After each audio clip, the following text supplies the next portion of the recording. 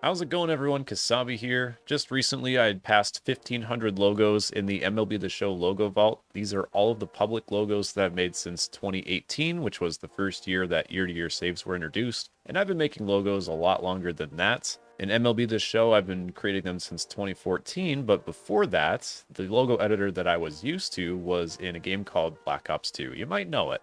Recently, I've seen that Xbox has been bringing back the old Call of Duty servers, and a lot of older games like Black Ops, Modern Warfare from about 10 years ago have really gotten an influx of life because some of those servers are now populated by people again. You can play them with Xbox services.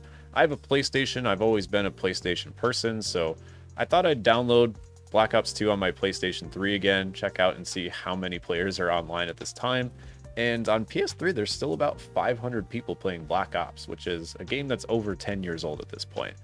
But Black Ops 2 was my favorite game of all time. I did all of the masteries. I literally played the game to completion, which I can't say for a whole lot of games. I was just enamored by this game. Both Black Ops games, really. Black Ops 1, I think that's the best whole package. Multiplayer, zombies, everything. But Black Ops 2 multiplayer was probably the multiplayer live service that I have played more than anything, and it's not even close. So since we've loaded up Black Ops 2, I thought I'd give a look back at some of the logos that I created. You did have 10 slots where you can make different logos, and there was a bit of a save glitch where you could duplicate other people's logos from anywhere in multiplayer. There wasn't like a vault that you would have in other games to download certain things. I never really did any of that. I just created them all from scratch myself. And I'm hoping that we get a Black Ops 2 remaster maybe in 2025. That's when the plot of the game actually takes place. So that would make the most sense for a remaster to me. Honestly, kind of unbelievable that the servers are still on for a game like this. They still have a message of the day from, I don't know, 5-6+ years ago. They're talking about Black Ops 3, which has been out for a while. So here we are at the main menu. We have the Minnesota Wild as my logo. I made a few logos like this where I did one of my favorite sports teams and I just kind of like zoomed in because I couldn't really make everything with the shape limits. I think there's only 32 in this game. So I was just like, let me just pick a portion of this logo and zoom way in. And it's a lot easier to get a lot of the details to a T, I would say. So this wild one, you know, the trees are just made out of some triangles, but I think I did it some justice.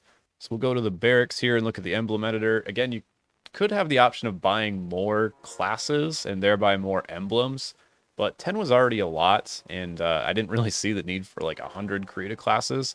But let's go ahead and take a look at the 10 logos that I do have at the current moment. So the last one that I created was back in 2015, and as you can tell, this meme is outdated by now. But the nice thing about Black Ops is as you're playing the game and do different achievements, you get these shapes that you can unlock. So you have a lot of like the geometrical shapes and letters and numbers and such.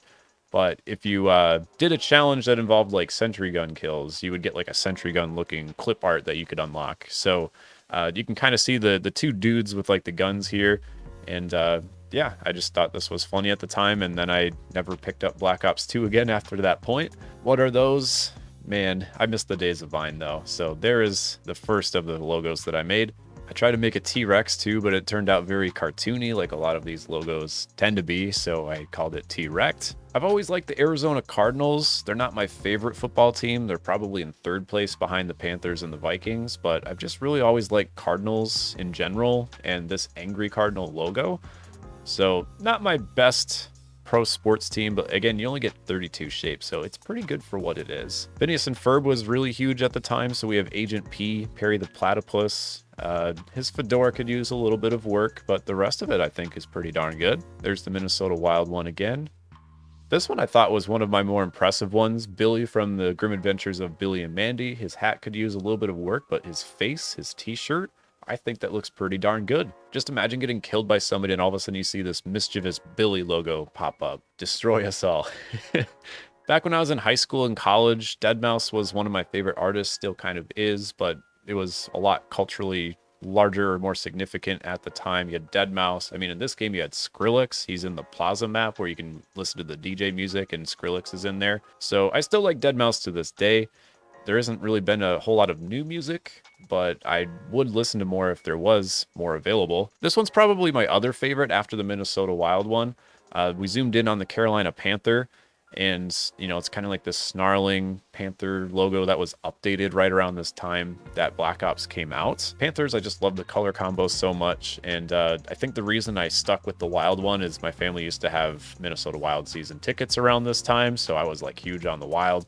But the Panther, Carolina Panthers, is definitely my favorite sports logo of all time. As you can see, though, I've tried to make a few different sports teams. So we had a couple football teams, hockey team, tried making the throwback Minnesota Timberwolves logo from 20, 30 years ago. This one's not as good, I'm gonna admit. And lastly, we have me. I just wanted to do like a profile, or, you know, just kind of like an avatar of myself, complete with the Twins cap, of course. So I wasn't really popular around this time. People might see that and be like, who's this Kasabe fellow? But I thought it was cool, at least, how I could make, you know, something out of shapes for 32 different layers and turn it into something that looked like myself. So yeah, you got 32 layers, and I used each and every one of them. Each letter is its own layer. I really like this thing, whatever it is. It kind of looks like a hairpiece. I'm not really sure what it's supposed to be. Man, it's been a while since I've used this editor, but kind of doing like fuzzy textures or hair is really tough in MLB The Show. So like this one, you could just kind of use it and cover it with something else, and it really looks like a hairpiece, or, you know, just hair that's kind of fluffing out under the hat. But yeah, Black Ops 2 was way more extensive than Black Ops 1. Black Ops 1, you only got 10 shapes, and there weren't a whole lot to choose from. So similar to MLB The Show, I suppose. You can rotate, you can flip things different ways, you can move it around and use the scale. You can't really skew or do anything like MLB The Shows can. You can do the different opacities, so we can make this faded if we wanted to. But the more I think about it, MLB The Show's logo editor came out right around the time that Diamond Dynasty got introduced, which I think was 2012. I think you were able to customize your team around that time, and then they might have built on it in the years following, but largely the logo editor's been the same for the last, I would say, 8-9 years. There might be a few different things that were added in between, but the fact that like a huge game like Call of Duty had something like this, and MLB The Shows is 1,000 layers and so many more shapes to choose from and everything, like this was just like a small step, a small building block towards the, I guess you could say, career that I have today. I've really made a name for myself creating these things for the community. At first, I just thought it was fun and did them for free. It's kind of turned into a side hustle for somebody like myself. And yeah, I do them all by eye. So these are not made with any computer guidance, any tracing or anything like that. I've just done so many logos that I basically just practiced and learned how to do it all by eye, which is honestly incredible. But yeah, these are the logos that I made over 8 years ago at the minimum. Like these, some of these are like 10 years old at this point. I'd really like to play Black Ops 2 for old time's sake, but again, there's only a few hundred people that are in the game sessions, and pretty much all of them are in team deathmatch. I really liked Kill Confirmed and Search and Destroy as my two favorite game types, and people don't really play those as much. I'll see if I can do a custom game though, so I can show you guys like the riot shields that you have. You could put like your clan emblem and logo on that. Man, I miss Black Ops 2 so much. You have the different class systems, which for custom game, I just maximize to run around and do stuff with the bots. So I have 17 different perks that you can choose, which include attachments, your lethal and tactical items, wild cards. So these were my favorite guns. Everybody used the DSR-50 or the Ballista. My two favorite guns were the Peacekeeper and the M8A1. Just the 4-burst rifle was just insane, and you know, with the red dot sight, you could just really get some precision shots and just mow people down really quickly. KSG was fun to just kind of like snipe people with a shotgun from afar, but I wasn't as good at it as some of the other guns. But this was really fun too. So the riot shield, I would have a class where you'd have the riot shield and then like a pistol. You'd use fast hands, so I would block all the damage, try and stay alive during search and destroy, and then I just like whip out the pistol real quick, or throw a tomahawk. So you could get some really like cheap and easy kills like that. But you know, I kind of like the concept of search and destroy, like being the last person alive, staying alive as long as possible, and in some cases clutching it out. Riot shields are not great. They're not really looked upon positively by the community, but for me it was fun to just kind of like use the corners and, you know, just kind of like stay alive, use different angles to do so. You can't fire a gun with the riot shield in this game. You have to like switch weapons, so unless you like put it down, of course. So let's put down the riot shield. I got the diamond paint job and everything, and man, I just love the look of some stuff like that, where you can just put the logo on it. It's nice and clean. Different guns, they have different sizes and everything. So like the Riot Shield was like the crown jewel of showing off my logos, because it was like the largest type that you could put on any weapon or anything that you carry around. Just knives and everything in general, like the different paint jobs and camos and stuff. I just love getting the gold and the diamond stuff. So there's the M8A1. Again, my favorite gun, probably one of the most versatile ones besides the Peacekeeper. Peacekeeper was an SMG that kind of had the range of an assault rifle, but there's just no beating, like, I mean, I'll just kind of paint these like cardboard boxes and everything. The spread for the 4-burst rifle was non-existent. There was like no kickback on the weapons or anything. I know I'm kind of doing it at short range, of course, but man, if you lined up the red dot with whoever you were firing at, like, you could just mow people down super quickly. There's the 5.7, I believe. Yeah, 5.7 with the tactical knife was pretty sweet.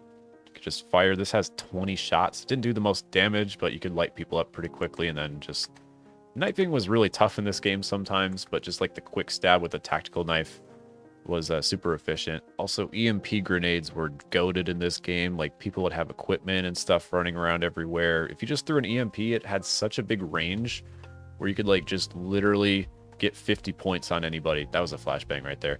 But you could just get 50 points for like hitting anybody with an EMP and getting an assist for it. So you could rack up the score streak super easily. And if people had equipment on the ground or anything on search and destroy or just any game mode really, you could just rack up the points. It's just like basically free. You could throw it, if there's one up here in the second window on the interior of the building, you would just throw an EMP down here and it's like bang, free 50, 100 points. The C4 trick, once I learned that too, where you could just throw it and then double square to explode it. Got a lot of kills that way. Man, I love this game and I wish I could still play it. Hopefully, again, there's a remaster here pretty soon, but just a little trip down memory lane today with one of my favorite games of all time, something that's not sports related. Well, let me know what you guys think of the emblems from Black Ops 2. Did I do a good job? Do they look way much worse than they are today? I think they're pretty sharp for being 10 or 11 years old. I mean, this wild one is just, it's clean. That'll do it for today, though. My name is Kasabe signing off, and we will see you next time.